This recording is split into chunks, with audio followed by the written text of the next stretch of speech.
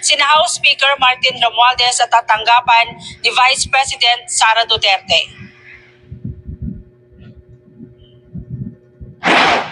Itinakda na ng Senado sa July 30 ang pagsisimula ng impeachment trial laban kay Vice President Sara Duterte. Sa kanyang sulat sa mga kapwa-senador, hiniling ni Senate President Francis Escudero na bigyan siya ng otorisasyon ng mga kapwa-mambabatas para ma-review ang rules sa impeachment para maisalang at mapa-aprobahan sa mga miyembro sa pagbabalik ng sesyon sa June 2.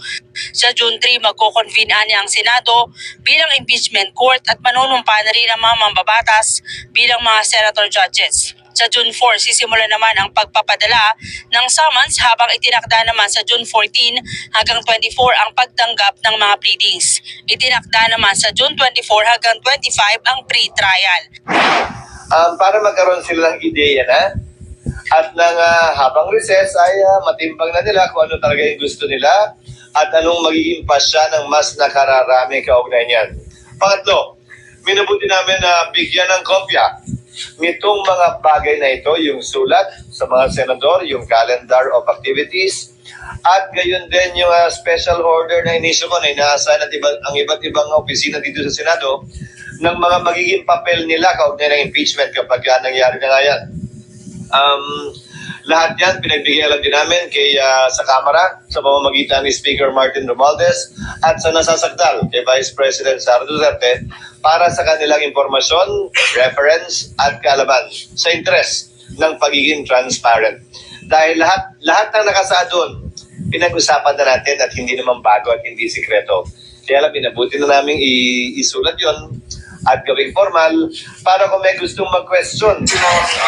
Pero dahil hanggang June 30 na lang ang termino ng mga senador na miyembro ng 19th Congress, sa July 29 o isang araw pagkatapos ng sona ng Pangulo, muling manunumpa ang mga senador na mananalo sa midterm elections sa Mayo bilang mga newly elected senator judges. Kinabukasan ang formal na pagsisimula ng paglilitis.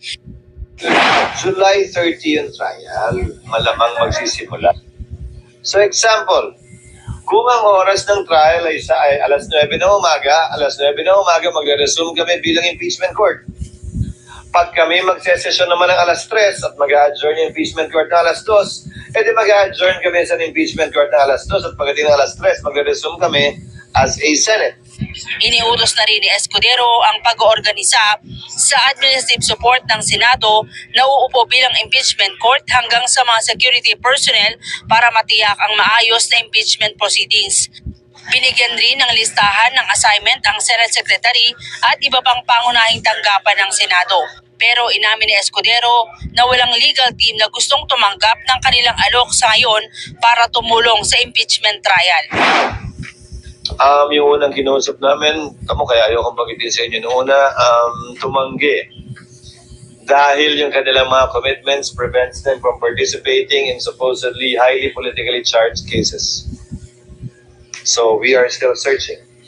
But in the meantime, the Solicitor General will stand and represent us in any litigation before any court, most likely before the Supreme Court. Isa pa lang naman yun sa amin, di ba, yung mandamos kaugnay ng pag-hearing. Umalma naman si Escudero sa mga aligasyon na dinedelay niya ang paglilitis at iginiit na batay sa itinatakda ng saligang batas. Hindi maaaring simulan ang paglilitis hanggat naka-adjourn ang Kongreso. At nais ko lang iwasto sinabi ni Senator Risa, narinig ko yung parang salitang delay. We are not delaying it, excuse me. We are simply proceeding with it legally, constitutionally, and in accordance with law. For us not to follow the law will in fact create more delay. Alex, sa ngayon, sabi ni Escudero, nagpabili na sila ng mga karagdagang gamit para nagagamitin yan sa impeachment trial. Kasama na nga yung roba na gagamitin ng mga senador. Ipinauubayan naman ng Senado sa Solicitor General yung pagsagot sa lahat ng petisyon na nakapending ngayon sa Korte Suprema kung saan involved ang Senado. Sa ngayon din, walang balak si Escudero na magpatawag ng hirit na caucus ng all-member ng mga senador dahil hindi raw ito napapanahon at gagawin yan bago ang kanilang sesyon sa June 2. Alex. Okay, Mayan, ano magiging transition ito from 19th to 20th Congress? Dahil nga, kung July 30 pa sisimulan ang trial, so parang lumalabas pa na itong mga 19th Congress na mga senador ay ang gagawin lamang nila doon ay parang preparations. Pero yung actual litigation at paglitis, hindi sila kasali. Parang gano'n. Tama ka, Alex. Kasama dyan yung pag-convene bilang impeachment court at pagpapanumpa bilang mga senator judges. Pero kung yung daw 12 na hindi na makakasama doon sa hindi mananalo nga doon sa sa halalan ngayong eleksyon ay magkakaroon nga sila ng muling pag-convene sa July 29, Alex, pagkatapos ng sona ng Pangulo. So yung proseso daw para doon ay gagawin na dito sa 19th Congress. Okay, dahil sa inilabas ng mga petsa ng liderato ng Senado, anong reaksyon ng 12 gagraduate na mga senador? No comment pa ang karamihan sa kanila, Alex, na ngayon ay abala sa pangangampanya. Ayaw daw nilang magbigay muna ng detalye tungkol dyan sa impeachment dahil nga ilan sa kanila posibleng tumayong senator judges. Okay, what if kung may ilalabas ang Supreme Court? Hypothetical lang naman tayo dito, Mayan. What if kung meron TRO, ano ang tugon dito ng ni Senate President?